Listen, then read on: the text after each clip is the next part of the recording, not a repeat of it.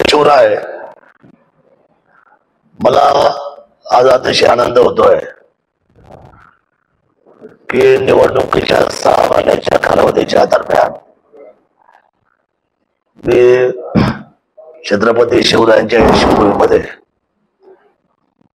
माझ्या महिला भगिनी आणि तरुण तरुणींसाठी एक होतो. त्या जाहीरनाम्यामधला सगळ्यात ठळक आणि महत्वाचा जो विषय आहे त्यापैकी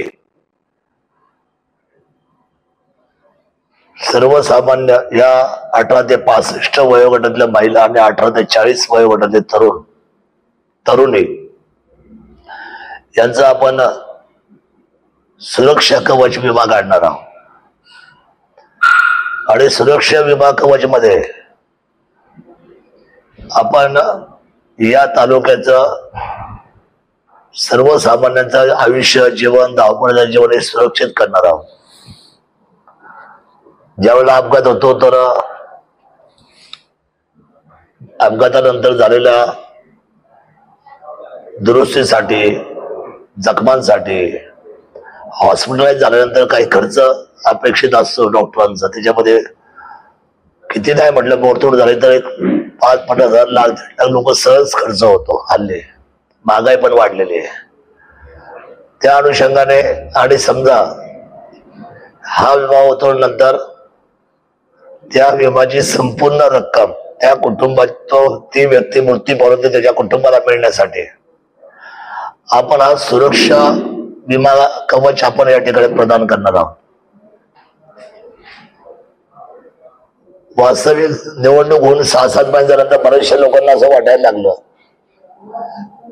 की शरददादांनी हे निवडणुकीवरती बोलले आणि विसरून गेले.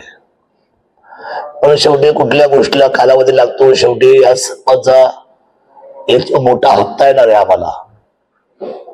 हप्ता पैशाचा तो आम्हाला पूर्ण करायचा आहे. त्यामुळे या सगळ्या गोष्टीची मॅनेजमेंट करायला आणि सगळ्या गोष्टीचा विचार करायला वेळ आम्हाला त्या ठिकाणी घ्यावा लागला. पण मी आपल्याला प्रामाणिकपणे सांगतो, उद्याच्या 9 तारखेला रक्षाबंधन आहे आणि या रक्षाबंधनच्या दिवशी हा जो जुन्नर तालुका स्वाभिमान सेवा संस्था ही संस्था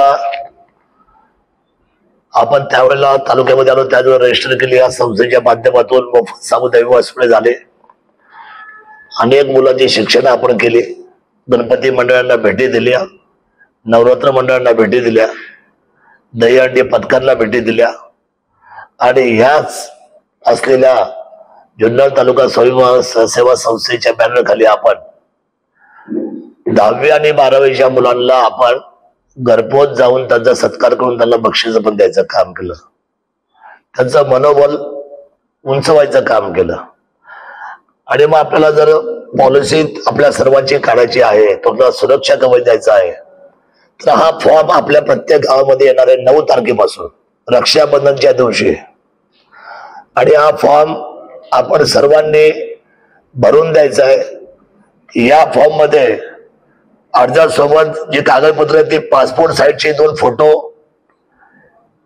आधार कार्ड, मतदान झेरॉक्स, मतदान कार्डचं झेरॉक्स आणि रेशनिंग कार्डचं झेरॉक्स, एवढं 3च गोष्टी तुम्हाला आपापल्या गावामध्ये, आपलं गाव सोडून कुठेही जायचं काही कारण नाही. आणि अवधी ठेवला 1 महिन्याचा मुद्दा म्हणून. काही लोक बाहेर गावी पर्यटनाला गेले, कोणी इथं नाहीये, कोणी म्हणायला नको तुम्ही शॉर्ट दिवसांमध्ये हा कार्यक्रम आटपला. 9 ऑगस्ट पासून हा कार्यक्रम चालू होतोय, तर 9 सप्टेंबरला हा संपतोय. ही सगळी यादी आम्ही ज्यावेळेला अपलोड करून ज्यावेळेला त्या कंपनीकडे देऊ, विमा कंपनीकडे, त्याच्यानंतर त्याचा जो काय हप्ता असेल तो हप्ता आम्ही भरू. हे सभासत्व घेत असताना सर्वांनी आपण जागेवर जाऊन आपापल्या गावामध्ये त्या जिल्हा परिषद गटातलं प्रमुख माणसं मी काही नेमलेली आहेत, ती नावं मी आता डिक्लेअर करणार आहे मुद्दा म्हणून आपल्यासमोर. आणि नंतर 30 लोक आपापल्या गावामध्ये, प्रत्येक गावामध्ये जे मला मानतात, जे इतक्या वर्ष माझ्यावर काम करतात आणि ज्यांना ही जबाबदारी खांद्यावर घेऊन निश्चितपणे सर्वसामान्यांसाठी काम करायचंय, अशा पद्धतीच्या कामासाठी मी या प्रत्येक जिल्हा परिषद गटाचं नाव मी आता घेतोय. नारंगाव वारुवाडी जिल्हा परिषद गटामध्ये बाबुराव पाटे, बिन्नी आवटी साहेब म्हणजे ज्ञानेश्वर आवटे, बागेश्वर डेरे, सचिन आवटे, संतोषदादा वाजगे, सरपंच हर्षद कावडे. अशा पद्धतीने ही सगळी मंडळी उद्याच्या नारंगाव वारुवाडी मधून त्या सगळ्या बाकीच्या त्या पंचायत समितीच्या गणामध्ये प्रत्येक गावामध्ये त्या ठिकाणी अशा पद्धतीने आपले तुमच्यापर्यंत पोहोचवणारे आमचे सगळे स्थानिक कार्यकर्त्यांपर्यंत हे तुमचे फॉर्म तुमच्यापर्यंत फुलफिल करून घेतील. तदनंतर दुसरा जो गट आहे तो येणारे आगार, त्याच्यामध्ये संतोषदादा चव्हाण जे कृषी उत्पन्न बाजार समिती संचालक आहे, त्याच्यानंतर संतोष दादा वाघ जे या ठिकाणी आपल्याला माहिती आहे की पंचायत समितीचे माजी सदस्य राहिलेले आहेत, स्वातीताई ढोले ज्या पंचायत समितीचे माजी सदस्य राहिलेले आहेत, निलेशजी चव्हाण जे संजय गांधी निराधारच्या बॉडीवर ज्यांनी काम केलेलं आहे. गट नंबर 3 तांबे पाटळी, दत्ता गवारे, ऍडव्होकेट सचिनजी चव्हाण, राजू डुंबरे, अशोक बोसरे ही मंडळी संपूर्ण गटातल्या प्रत्येक गावामध्ये फॉर्म आपापल्या कार्यकर्त्यांना पोहोचवतील. स्थानिक लोकांना आपापल्या गावामध्ये सगळ्या माहिती देतील. गट नंबर 4 आहे डिंगोरे उदापूर, विश्वासराव आमले पाटील, सन्माननीय विकासजी राऊत, सन्माननीय दत्ताजी शिंदे, सन्माननीय शांतारामजी बटवाल ही सगळी मंडळी त्या परिसरामध्ये आपल्या सर्वांमध्ये काम करतील. सन्माननीय जितेंद्र सस्ते पिंपळगाव जोगा ही सगळी मंडळी काम पाहतील. गट नंबर 5 ओतूर दोलवड, सन्माननीय सर्वश्री जिल्हा परिषद सदस्य भानुलालजी गाडवे, सचिनजी घोलप, उमेशजी डुंबरे, प्रसादजी डुंबरे, सोमनाथ नलावडे सरपंच दोलवड ही सगळी मंडळी त्या गटामध्ये प्रत्येक गावापर्यंत आपापले सगळे असलेले सामाजिक कार्यकर्ते आपल्या प्रत्येक गावामध्ये येतील. फॉर्म तिथे मिळेल. गट नंबर 6 पिंपळवंडी आळे, सन्माननीय प्रदीप शिंदेवकर, आदरणीय पंचायत समितीचे सदस्य जीवनजी शिंदे, मयूरजी पवार, आनंदजी राजकर, संगीताताई वाघ सभापती, तुषार नाना कुराडे ही सगळी मंडळी या गटातल्या आमच्या सगळ्या गावांमध्ये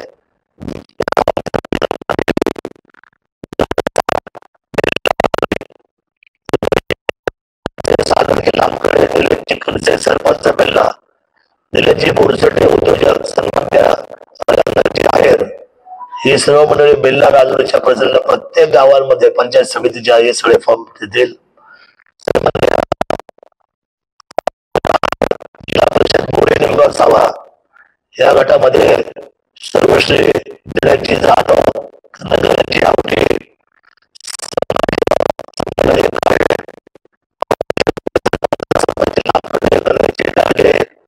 इंद्रपाल गायकवाड अशा पद्धतीने ही मंडळी त्या ठिकाणी काम पाहतील. जुन्नर शहरामध्ये सर्वश्री शहर तिथले असलेले नगरसेवक अविनाशजी खर्डिले, दीपेशजी परदेशी, अलकाताई फुलपगार, पुष्कराज जंगम आणि श्याम खोत ही सगळी मंडळी जुन्नर शहराचं व्यवस्थापन पाहतील. आणि मला आनंद होतोय की मी दिलेला शब्द माझ्या तमाम मायबाप जनतेचा पूर्ण करतोय. त्याचं कारण असं आहे की अपघात झाला तर प्रत्येक जण फोन करतात, दादा या हॉस्पिटलला फोन करा, माझं बिल कमी करा. अतिशय जोखमीचा आणि प्रत्येकाच्या अंतकरणाला असलेला सगळ्यात महत्वाचा विषय आज आपल्यासमोर मी मांडतोय. मी तो पहिला कदाचित आमदार असावा किंवा मी पहिला माणूस असावा ज्यांनी संवेदनशीलपणे ह्या तालुक्याच्या लोकांची जबाबदारी स्वीकारलेली आहे. महाराष्ट्रामध्ये नव्हे तर संपूर्ण देशामध्ये स्वतःच्या पदर खिशातून पैसा घालून सुरक्षा कवच देणारा कदाचित ह्या व्यवस्थेचा या लोकशाहीचा मी पहिला आमदार असावा असं माझं मत आहे.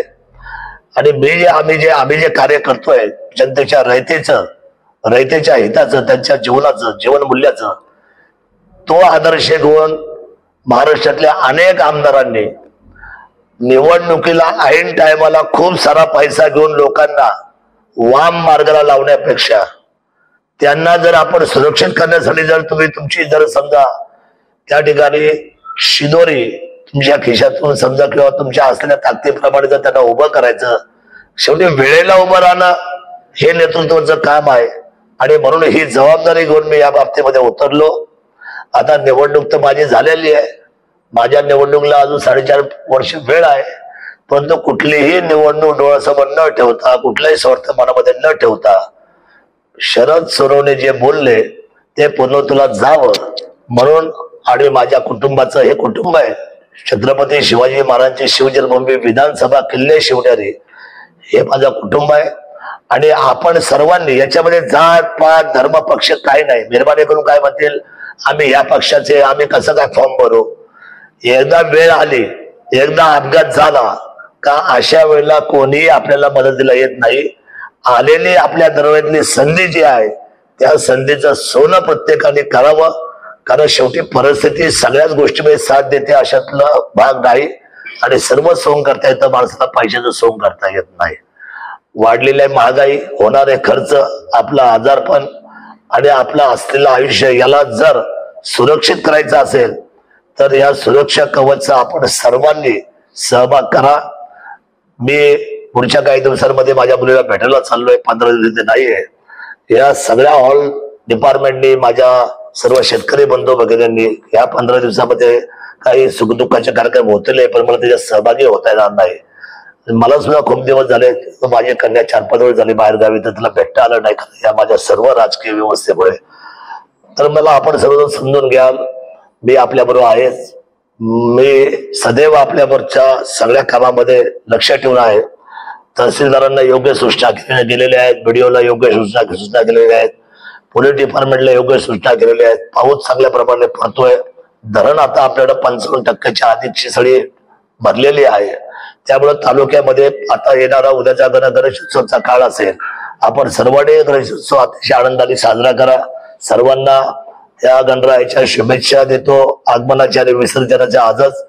आणि हा श्रावण महिना आहे, या श्रावणाच्या सुरुवातीच्या आपल्या सर्वांना मनापासून शुभेच्छा देतो. मी कालच त्या ठिकाणी कपटकेश्वरी गेलो, त्यानंतर आपल्याला कल्पना आहे की मी काळवाडीला गेलो, त्यानंतर मी पिंपळवाडीच्या शंकर महादेवला भेट दिली, पिंपळेश्वराच्या इथे आपल्या चाळकवड्या दिली. आणि परमेश्वराला त्या ठिकाणी माथा टेकून विनंती केली की महाराष्ट्राचे तमाम शेतकरी बंधू भगिनी आणि माझे तमाम मायबाप जनता सुखकर, सुखी, आनंददायी राहो, कुठलाही कष्ट त्यांच्या आयुष्यामध्ये येऊ नये, अशा पद्धतीची भावना मी व्यक्त करतो. आणि ह्या दिलेल्या उपक्रमाला आपण सर्वांनी मोठ्या ताकदीने, मोठ्या मनाने आपण सहभागी होऊन त्याच्यामध्ये आपल्याला सुरक्षित करावं अशा भावना व्यक्त करतो. आपल्या सर्वांसाठी मी 24/7 ज्या पद्धतीने जबाबदारी तुम्ही माझ्या खांद्यावर दिलेली आहे त्या पालकत्वाने मी आपल्या बरोबर आहे. कुठलेही समज, गैरसमज, हल्ली काय झाले की खूप साऱ्या गडबडी माझ्या भोवती बोलल्या जातात, सांगितल्या जातात, पण त्याची किंचितही तुम्ही चिंता न करता आपण अभेदपणे तुमच्या सेवेचा जो व्रत घेतलेली जी भूमिका घेतलेली आहे ती अखंडपणे आपण निर्विवादपणे पार पाडू हा विश्वास मी आपल्या सर्वांना देतो. उदंड आयु आरोग्याची आपल्या सर्वांसाठी मनोकामना व्यक्त करतो. जय शिवराय. धन्यवाद.